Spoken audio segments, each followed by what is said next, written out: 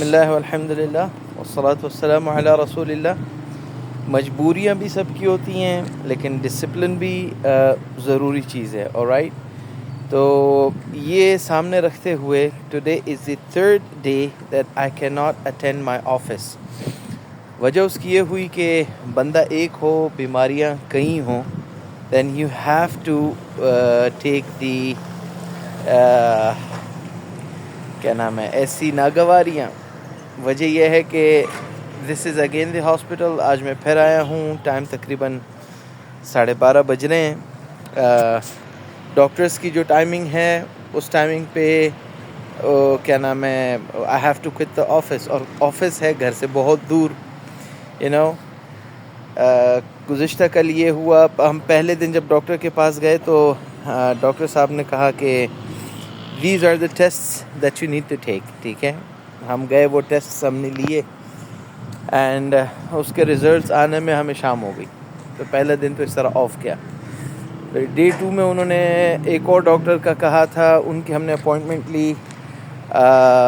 ہم جب ان کے پاس پہنچے ہیں تو ان کی ٹائمنگز اتنی آکورڈ تھی کہ اگر میں آفس جاتا ہوں تو وہاں پر آن ٹائم نہیں پہنچ سکتا، اور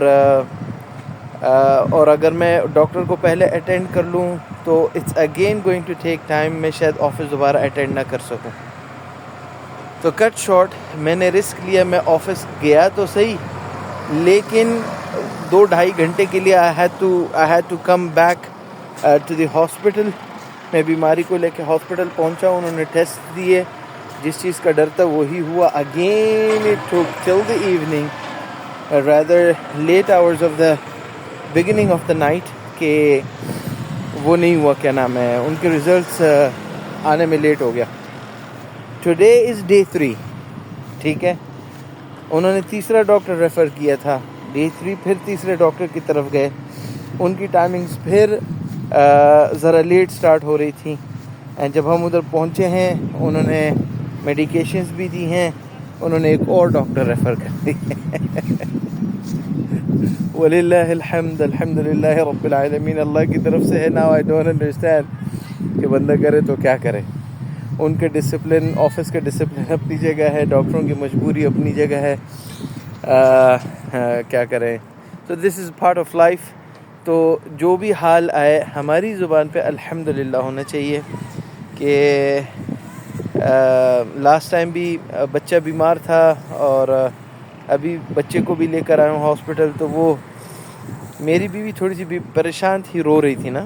تو آئی بین تھرو اے لاٹ. سو ایک اور آ گیا، تو کیا نام ہے ایک اور پریشانی آ گئی، تو وہ بیچاری رو رہی تھی. تو مجھے یاد آیا کہ اللہ کے ہمارے اوپر اتنی نعمتیں ہیں، اتنے کرم ہیں، اتنے احسانات ہیں کہ if we try to count them we won't be able to count them. إن تعدوا نعمت اللہ لا تحصوها. آپ اللہ کی نعمتوں کو گننا بھی چاہیں تو گن نہیں سکتے ہیں. وجہ کیا ہوئی کہ ہم اپنے بچوں کو چلو علاج تو کروا رہے ہیں، دیر سے ہی سویر سے ہی، یا ہاسپٹل سے میں تھوڑے سے رگڑے کھانے پڑ رہے ہیں، یا پھر آفس سے چھٹیاں لینی پڑ رہی ہیں، واٹ ایور نا، جو بھی مسئلہ ہے. کم از کم فلسطین ہمارے جو مسلمان بھائی بہن ہیں ان پہ جو سخت حالات ہیں کہ ان کے سامنے ان کے بچے ملبوں کے نیچے دبے ہوئے ہیں اور وہ چیخ رہے ہیں، وہ چلا رہے ہیں، اور یہ کوشش کے باوجود ان کو وہاں سے نہیں نکال پا رہے ہیں. بہت سارے سینز جو ہم نے دیکھے ہیں، کسی کے ہاتھ میں بچوں کے چھوٹے چھوٹے سے ننھے منھے سے ہاتھ ہیں، کسی کے اس میں پاؤں ہیں، اور چھوٹے چھوٹے سے جسم ہیں بغیر دھڑوں کے، تو یا بغیر سروں کے. So you can imagine the pain that they have went through.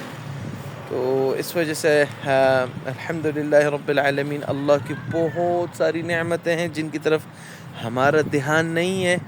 ہم اسے سوچیں تو ہم اس کا شکر ادا نہیں کر سکتے. Simple is that. اللہ ہم سب کو عمل کی توفیق دے. ان تعدوا نعمت اللہ لا تحصوها لئن شکرتم لازیدنکم. اللہ کی نعمتوں کو ہم گن بھی نہیں سکتے ہیں، اتنی زیادہ ہیں، اور شکر کریں گے تو اللہ پاک انشاءاللہ مزید اس میں اضافہ فرمائیں گے.